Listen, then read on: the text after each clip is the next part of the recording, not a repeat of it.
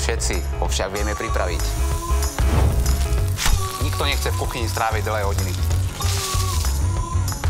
V mojej show vám ukážem ako na to. Jednoducho, rýchlo, ale hlavne chutne. Ukážem vám nové spôsoby prípravy jedál. Moje triky vám ušetria čas a varenie sa stane zábavou. Úspech je zaručený.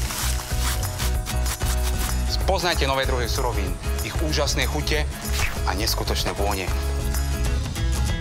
Za 15 minút váš úspech na tanieri.